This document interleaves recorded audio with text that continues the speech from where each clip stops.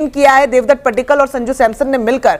वो जो दीवार धीरे धीरे एक एक ईंट जोड़ी है 178 रनों की, वो क्या खूब जोड़ी है। और उसको सारा हेटमायर देके गए कि सीमेंट तो मैं लगा के जाऊंगा, इतनी मजबूत दीवार, मतलब गिरने नहीं दूंगा इस दीवार को, आप बस ईंट लगाइए, सीमेंट में लगातार। केक कहते हैं ना, चेरी ऑन द केक, वो सिमरन हेटमायर। या कहें कि आज तो भाई केक तो आधा अधूरा रह जाता अगर सिमरन हेटमायर वहां पर नहीं होते। इस केक ने गुजरात टाइटंस का स्वाद खट्टा कर दिया, स्वाद खट्टा कर दिया गुजरात टाइटंस का। और ये दूसरी हार गुजरात टाइटंस के नाम आई है। पहली जो आई थी वो कोलकाता नाइट राइडर्स के खिलाफ आई थी और अब राजस्थान रॉयल्स ने गुजरात को हरा दिया है। और अच्छी खबर ये कि राजस्थान रॉयल्स टॉप पर आ गई है एक बार फिर से, मतलब बनी हुई हाँ। तो 5 में से 4 जीत के साथ राजस्थान रॉयल्स पहले नंबर पर बनी हुई है। और जिस तरीके से हम लोग बात भी कर रहे हैं कि भाई राजस्थान रॉयल्स की टीम मजबूत नजर आ रही है। पहले लगता था कि भाई जॉस बटलर नहीं चलेंगे तो शायद मुश्किल में आ जाएगी, लेकिन आज उस कंडीशन से भी राजस्थान रॉयल्स ने अपने आप को बाहर निकाला। मुझे दुख गुजरात के लिए इसलिए भी हो रहा है क्योंकि गुजरात जो पिछले दोनों मुकाबले हारी, एक आज का और एक केकेआर के खिलाफ, वो जीते हुए मुकाबले हारी है। बिल्कुल, वहां भी वो मैच जीतने वाला था नहीं, आखिरी ओवर में जितने रनों की आवश्यकता थी वो बनते नहीं है, वो नेक्स्ट टू इम्पॉसिबल है, बट वो बन गए।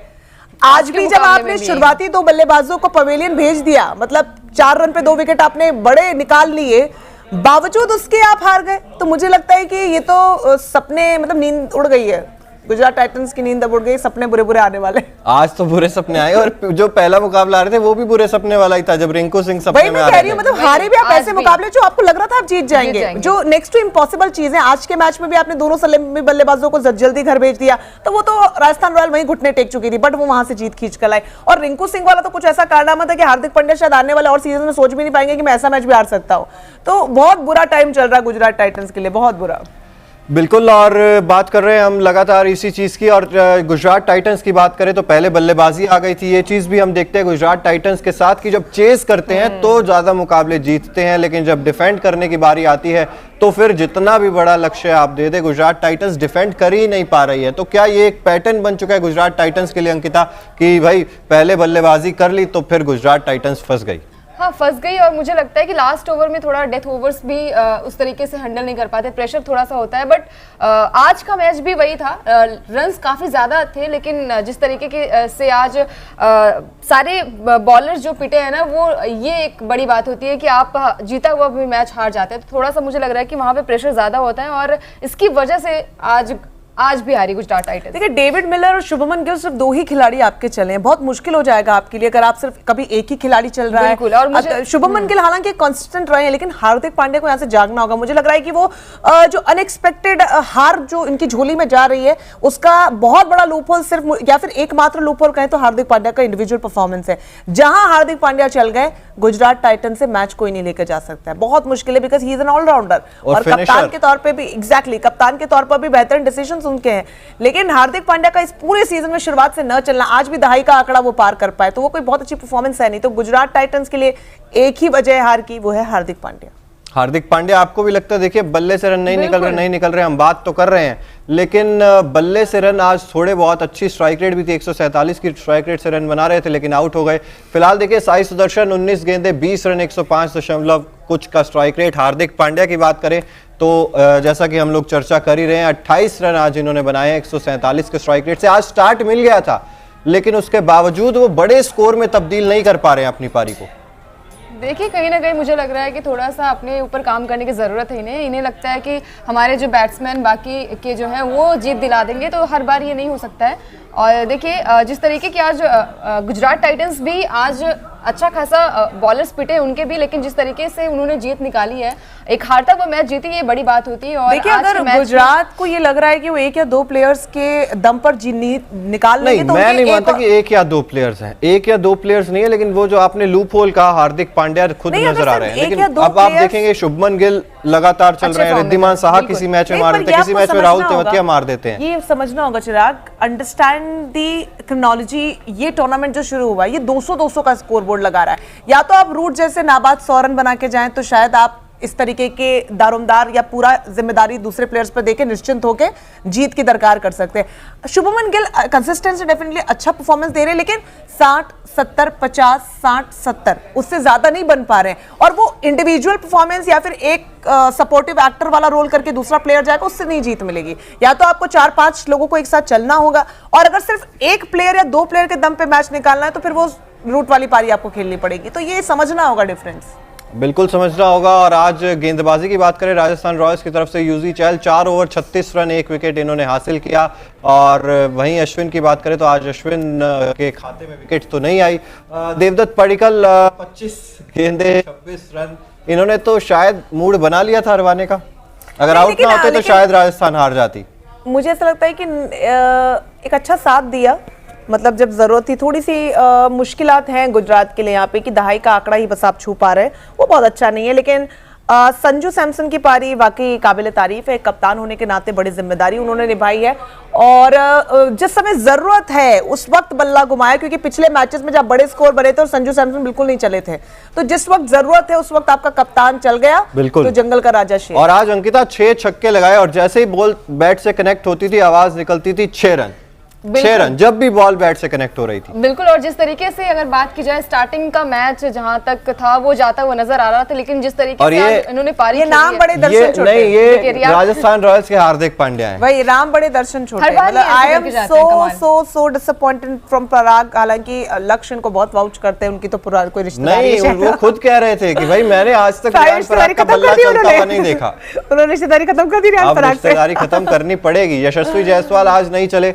14 की स्ट्राइक रेट, 7 गेंदें खेली, सिर्फ 1 पोटेंशियल प्लेयर है, पोटेंशियल प्लेयर आज शुरुआत में स्ट्रगल कर रहे थे। मुझे लगा कि बस उनका वो है कि it was just a bad day for him, but मुझे ऐसा लगता है कि आने वाले मैचेस में बिकॉज़ वो पोटेंशियल उनके अंदर दिखता है। बिल्कुल। और आईपीएल में इस आईपीएल में भी कितनी बार उन्होंने परफॉर्म करके दिखाया है, लेकिन आज स्ट्रगल कर रहे थे, गेंद अच्छे से आ नहीं रही थी। और ये वो पारी जो 7 साल में आईपीएल में पहली बार 0 पे आउट हुए हैं जॉस बटलर। तो गुजरात टाइटंस और खास तौर पर मोहम्मद शमी तो इस चीज से खुश हो गए होंगे कि भाई जॉस बटलर का विकेट तो निकाल लिया था।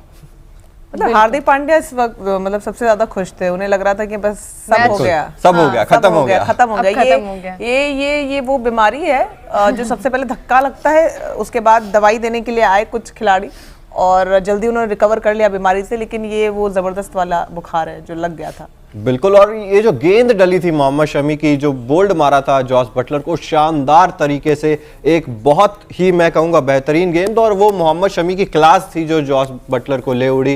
ओवर्स अब ये पूरे करने लगे हार्दिक पांड्या, 1 विकेट भी चटकाया, इकोनॉमी भी अच्छी है, गेंदबाजी में उतनी ज्यादा दिक्कत आपको नजर नहीं आएगी हार्दिक पांड्या, बल्कि मैं कहूँगा कि बहुत शानदार गेंदबाजी कर रहे हैं। लेकिन समस्या बल्लेबाजी के साथ है, जो टीम इंडिया में भी रह रही थी और अब आईपीएल में भी वो नजर आ रही है।